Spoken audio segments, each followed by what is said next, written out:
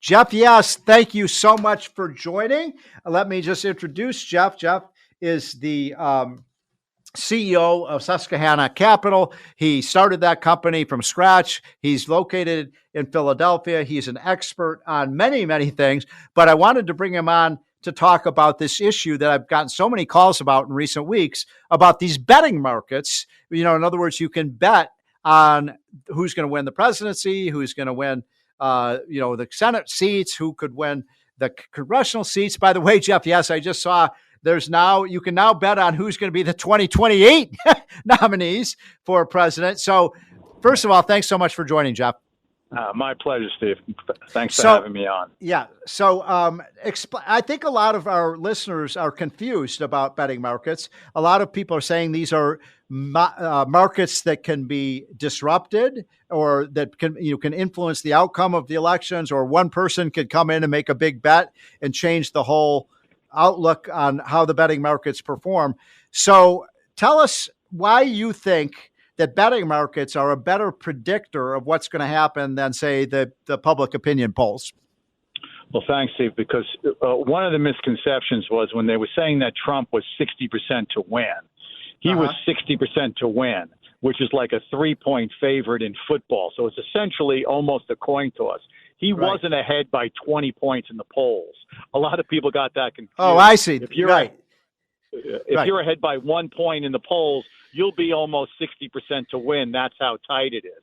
So that caused a lot of confusion. Yes. But prediction markets are honest and objective. And if you think the market is wrong, the way the free market works, the mechanism is there. If you think the price is too high, then you bet against it. So, for example, let's say you're a brilliant political science professor at Harvard, and you really know these things better than the gamblers do. Well, show up, bet it, make a lot of money. You'll move the price towards its correct value, and you'll make a lot of money. All the smart people, the so-called smart people, are more than welcome to join in and bet, and they drive the price down to the fair value. That's why the prediction markets are always the best guess of what the probability of an outcome is. Okay, so tell us, Jeff, what happened on election night. I was talking to you on election night, and I remember, about 8 or 9 o'clock, you were saying, Trump had gone from, 58% to like 75% or something like that. And, that was moving way ahead in real time of where, like, if you were watching Fox News or you're watching MSNBC or whatever station, they were kind of behind. You would have looked at that and said, "Oh my God, this is a really close race." But you were reporting that the odds for Trump winning were going up a lot faster than the results were even coming in. That's correct. The race is pretty much over by 9 o'clock because we were able, other people and ourselves were able to get county data, and we can see how the results are coming in. What CNN and Fox is doing, they're all very careful about not calling the race too early. So they want to, be on extreme caution. Now, what should have been up there was the probability number, so people can watch that number go up and down. And until all the votes are counted, it's not 100, but we knew pretty early that Trump was a very likely winner. And the stations were, reasonably cautious and not wanting to call it. So I think if you were watching TV at 11 o'clock, you thought it was too close to call, when it wasn't. So just so people understand how this works. So you're saying when those odds increased on the betting markets, you're saying that bettors were betting real money at that point in time, that Trump would win, and that changed the odds. Is that how it works? Exactly. So all the bettors see the data coming in, they extrapolate. It's not sure because, by the way, in 2020, Trump went from 30% to win to 75% to win. I remember. Then Arizona came in and it went the other way. So, 75% is not 100. There's a 25% chance that it's nothing. So, but in this case, it went 75, 85, 95 pretty quickly. So I'm a big believer in these betting markets as well. And by the way, you can bet on a lot of things, right? I mean, I think it was you or someone else was telling me you could bet on, like, over the next 10 years, if the temperature of the planet is going to rise, or, on all sorts of future events. And you're saying that that's better, that these betting markets actually are better predictors than the quote experts. Yes. Just think how great it would be if we're trying to establish it, we can get a mark. Let's say in the next 10 years, will the worldwide temperature be 1 degree Celsius warmer than it is now? And we can see what the bettors say. So the bettors are honest and objective. Some of the scientists, have an incentive to say it's going to be horrible. You're not going to get a grant if you say, I don't really see any problems.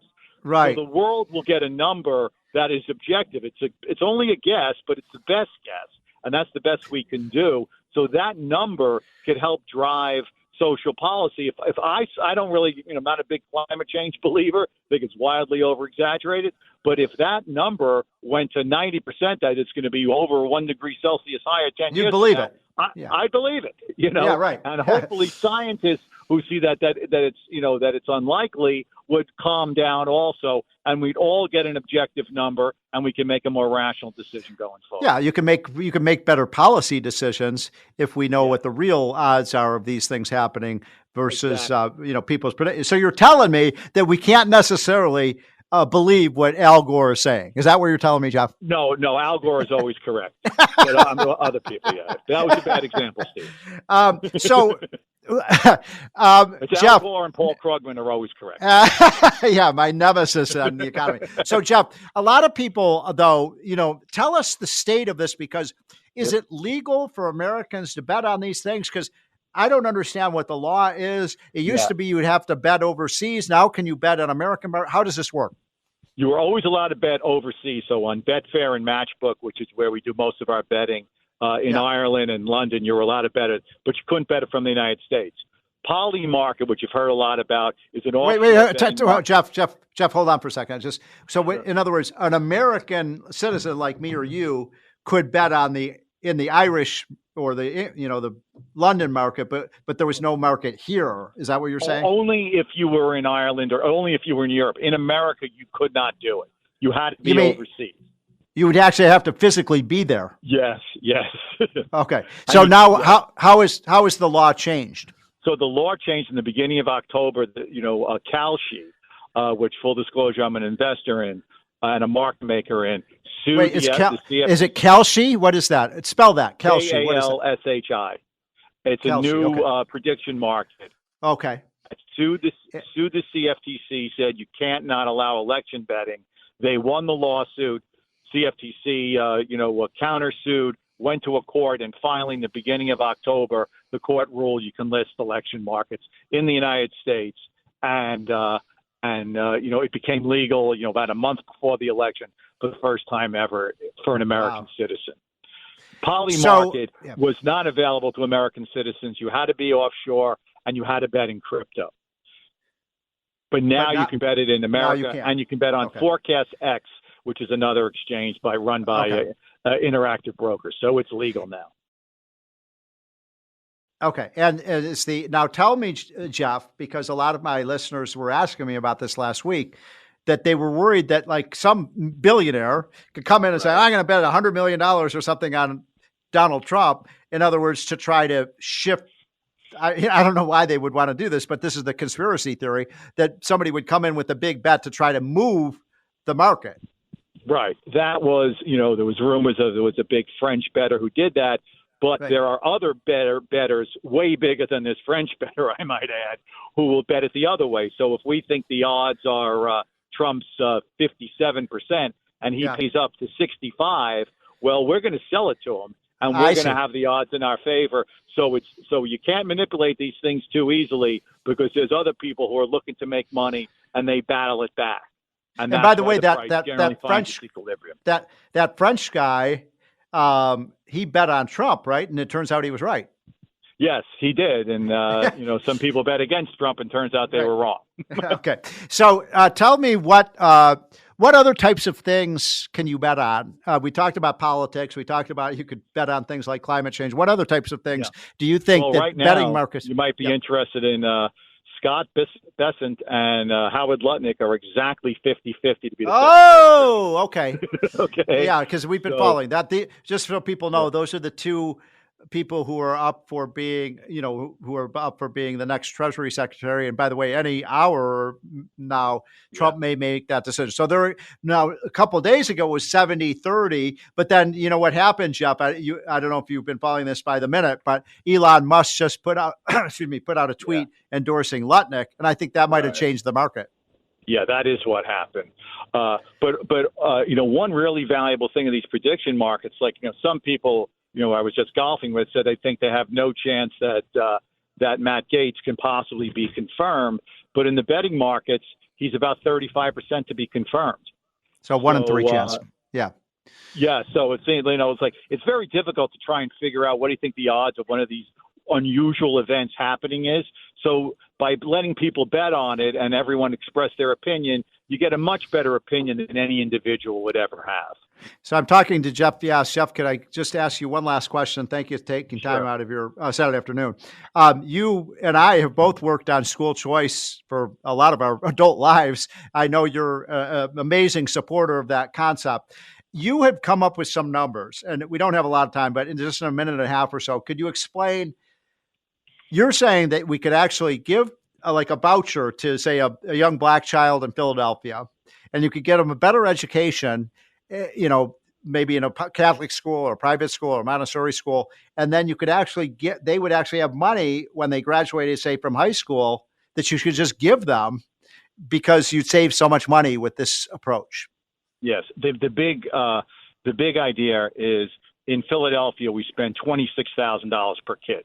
30 years ago, we used to spend $13,000 a kid, inflation adjusted, and things have only gotten worse.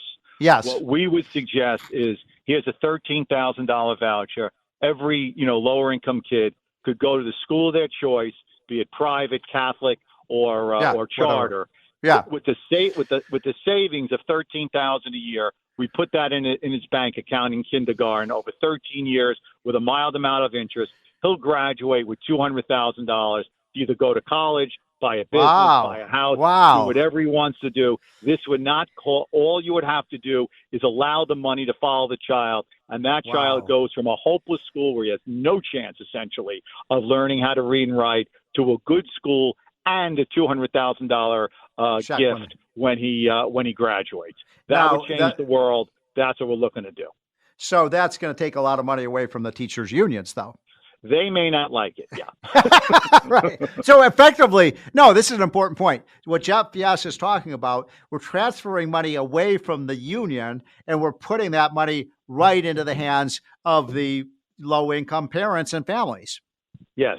And what is the big myth, what they will say is we're trying to destroy public education or taking money away from education. We're not taking a nickel away from education.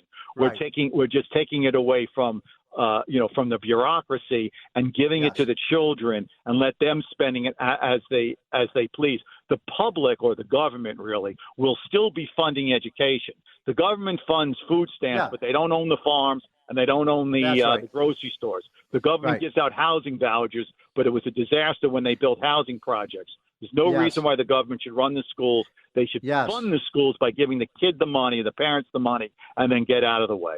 Well, Jeff, I would take it one point further, which is that I think actually if you did this system that you're talking about, and I know you've talked to Donald Trump about it, I know he's talking about, really having the federal dollars follow the students. But I actually believe, you and I believe that competition is a good thing, right? And I think the best thing you could do for these rotten public schools is make them compete to get the kids. Exactly. All the studies show that whenever a charter school opens up or something like that, the public schools, they step up their game like any other business. They get a little better. So if you want to go to a public school, you're going to go to a better public school because they're going to have to compete and treat the children more like customers instead of just, people have no choice but to be there. What a concept. Jeff Yass, thanks so much for joining. Jeff Yass is with Susquehanna Capital.